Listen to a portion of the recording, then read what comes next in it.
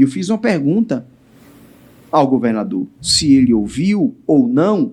Se ele não teve oportunidade, ele vai ter agora. Aonde estão essas UTIs, essas melhores UTIs do Brasil? Porque a fila da regulação está aí. Você precisa ser regulado para Salvador, você não consegue. Você precisa sair de Simoncílio para Salvador, é menos de 20 minutos. Você não consegue. Às vezes tem até o leito, mas a regulação não libera você, porque é uma questão política. Nós temos hoje, na Bahia e no Brasil, um governo do quanto pior, melhor. Porque se você continua na mesma, eu tenho como manter o mesmo discurso, porque o pobre. Pode observar, a política de esquerda, ela só fala de 3 coisas. Ela fala de 3 coisas que elas não vivem. É como os fariseus, que Jesus disse, cuidado com eles, que têm um discurso bonito, eles falam diante do povo, mas eles mandam o povo fazer o que eles mesmos não fazem. A esquerda brasileira fala de trabalho, de pobre e comida na mesa. Hoje o Brasil não tem trabalho, porque cresceu agora quase 8% o número de desempregados, do segundo semestre do ano passado para agora, fevereiro desse ano. Não tem comida na mesa, porque mais de 1 milhão de pessoas foram cortadas do Bolsa Família, que eles chamaram do pente fino, né? E não é um pente fino que vai, de fato, para se dizer que está fazendo algo justo, não, mas é para cobrir o rombo que o atual presidente está deixando para a nossa nação, com viagens desnecessárias, porque não trouxe até o presente momento um dado positivo que, de fato, traga um benefício para o povo brasileiro, para a nossa nação, só crescendo a dívida do nosso país, né? E não tem comida na mesa. Nós passamos, por exemplo, no governo Bolsonaro, o Auxílio Brasil, que era o antigo Bolsa Família, tornou-se o Auxílio Brasil na gestão do ministro João Roma, que hoje é o presidente estadual do PL na Bahia. O Auxílio Brasil dava, no mínimo, R$ 600 para uma família. O auxílio emergencial chegou a dar para cada mãe de família solteira cerca de R$ 1.200. As pessoas dizem assim, hoje, Ramon, no tempo da pandemia estava tudo caro, mas pelo menos a gente tinha dinheiro para comer. A gente tinha dinheiro para comprar. Hoje as coisas continuam caras e a gente não tem dinheiro. Porque a taxa de juros subiu, o imposto subiu, você recebe um aumento de R$ 22, R$ 24 reais, e junto com esse aumento de salário, aumenta-se tudo. É uma cadeia que vai só para beneficiar ao governo, só para fazer com que o Estado continue no cangote do povo, sobretudo aqueles mais humildes, os mais necessitados, e parece que as pessoas não acordam para isso. Não veem isso. Ah, não vamos discutir, não vamos falar, vamos buscar Jesus. Ah, não, porque isso, como eu ouvi esses dias, semana passada, uma irmã dizia para mim, ah, Ramon, mas você está surpreso? A Bíblia fala sobre isso, dos tempos difíceis. Eu digo, minha irmã, eu sei que a Bíblia fala sobre isso. Tem que se cumprir de fato.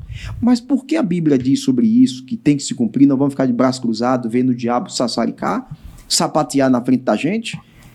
Mas a senhora esqueceu que a Bíblia diz que nós não devemos nos conformar com este mundo, mas transformar pela renovação do nosso entendimento, e aí nós vamos experimentar qual seja a boa, perfeita e agradável vontade de Deus?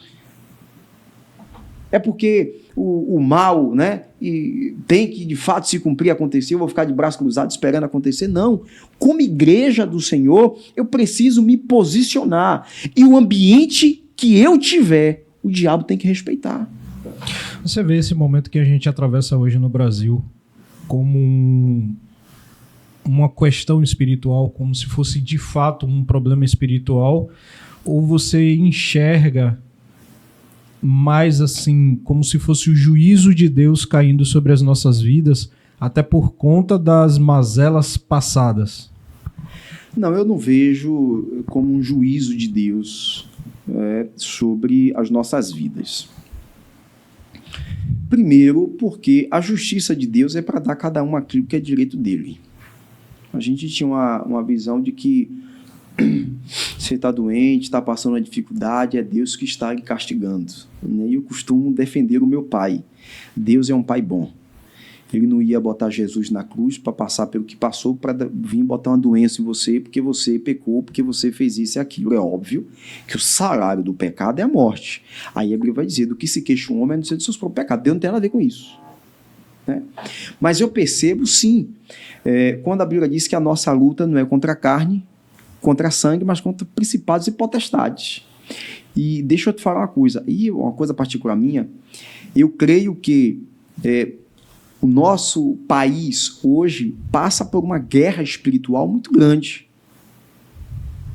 Por quê? Porque o diabo tem pressa, meu irmão.